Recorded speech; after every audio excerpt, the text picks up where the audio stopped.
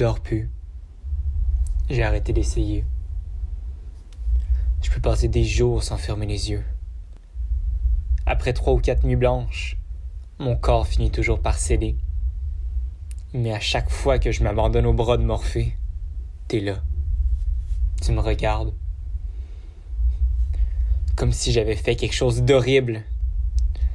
Tu parles jamais, mais ton regard vide me fixe et me rappelle que t'es plus là. Tu t'es éteinte. Non. On a tiré la plug de ta vie. T'es pas parti, on t'a enlevé. À moi. Je continue de t'écrire. Même si je m'attends plus à avoir une réponse.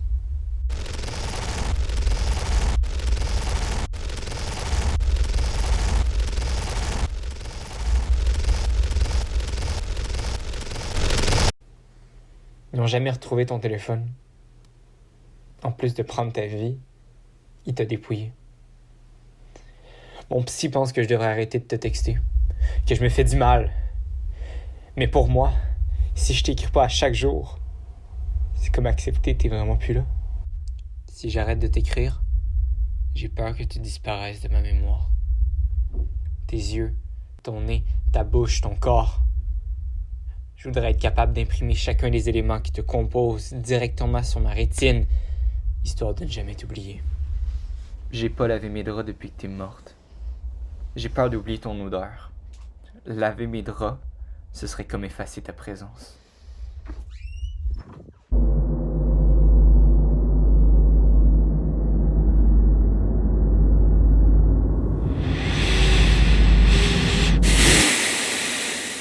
C'est ici, dans ce petit café du chemin Sainte-Foy, que je t'ai vu pour la première fois.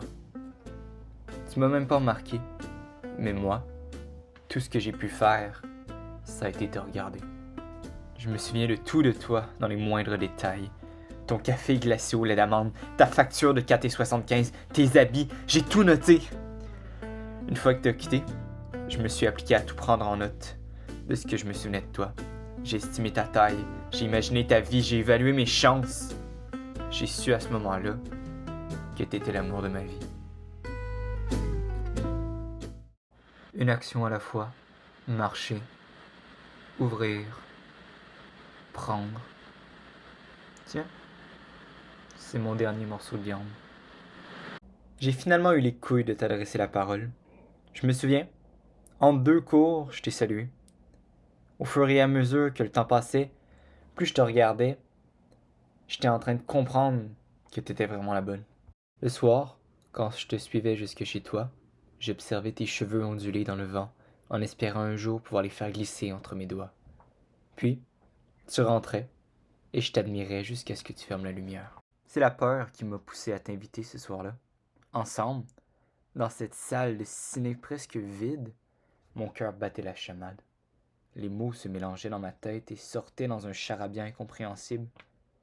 J'imagine que ça t'a plu, parce que dans la noirceur de la salle, t'as pris ma main dans la tienne. Je sais pas si t'avais bu ou pris quelque chose, mais quand on est ressorti de la salle, tu m'as demandé si je voulais venir chez toi. Bien sûr que je voulais venir chez toi. Cette nuit-là, on s'est aimé pour la première fois. En me réveillant à tes côtés, quelque chose en moi s'est brisé. Comme si j'avais atteint mon but. J'ai jamais pu te regarder de la même manière. Ce jour-là, il pleuvait. On aurait dit que la météo essayait de refléter la couleur de mon humeur. On s'était rejoints au bord du fleuve. T'avais mis ta main dans la mienne, puis t'avais dit « On y va ?» Donc on est allé, déambuler sans but dans le Vieux-Québec sous la pluie. Tu parlais, j'écoutais sans vraiment entendre, et j'acquiesçais à tes demandes. T'as bien vu que je t'écoutais pas. Fait que tu t'es fâché, bien comme il faut. Tout le petit Champlain nous regardait. Je t'ai prise dans mes bras, et j'ai passé ma main dans tes cheveux. À travers tes pleurs et mes excuses sans profondeur, j'ai été frappé par un détail. Tes cheveux. Ils me faisaient plus rien. T'as fini par te calmer, et on a décidé d'arrêter notre balade pour retourner chez nous. Je te voyais descendre les marches. J'ai allongé mon pied pour te faire tomber. J'ai imaginé ton corps qui se brise sous les assauts de chacune des marches, Ta tête qui s'écrase au sol et ton crâne qui se fend une fois le béton arrivé. Mais non, tu t'es rattrapé à moi. J'aurais voulu voir ton corps mourir au lieu d'entendre ton oups, haha. Pourquoi? Quand je repense à cette journée-là, j'y retrouve quand même de bons souvenirs. Toi qui m'engueules avec le visage brisé par l'incompréhension. Mes visions de toi qui meurt. Je me souviens de m'être dit, ce soir-là, que j'avais enfin retrouvé un amour pour toi. Peut-être pas le même amour, mais un amour inébranlable qui ne disparaîtrait jamais. Cette nuit-là, je me suis répété, je l'aime, je l'aime, je l'aime, je l'aime, je l'aime, je l'aime, comme on compte les moutons. Le jour de ta mort, je t'ai demandé de venir me rejoindre chez moi. Il fallait que je te parle. On est descendu là. Quand j'ai ouvert la porte donnant sur le stationnement, j'ai cru discerner une touche de peur dans tes yeux. Mais tu m'as quand même suivi. Qu'est-ce qui aurait bien pu t'arriver?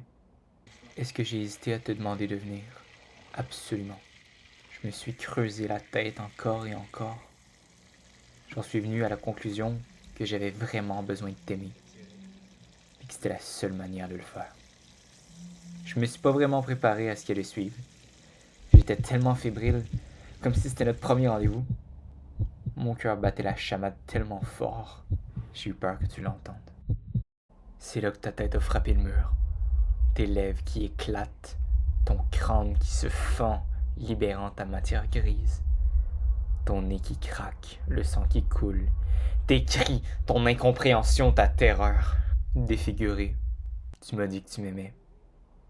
C'était à ton tour de demander pourquoi. T'avais pas l'air de comprendre. Moi aussi je t'aimais. Je t'ai jamais autant aimé qu'à ce moment-là. J'ai passé ma main dans tes cheveux souillés de rouge, puis j'ai frappé, encore et encore, jusqu'à ce que j'ai entre les mains la plus belle bouillie du monde. Après ma plus belle déclaration d'amour, je dois avouer, j'ai freaké. L'adrénaline m'a poussé à faire des choses horribles. J'étais caché derrière ce conteneur-là, puis je suis parti en courant. Pendant que je grimpais les marches, je pense à ton jeu luminois, tes yeux, tes cheveux, tout ce qui était beau chez toi. Non, je pouvais pas te laisser là. Je peux pas. Tu méritais mieux. Le plus difficile, ça a été la découpe.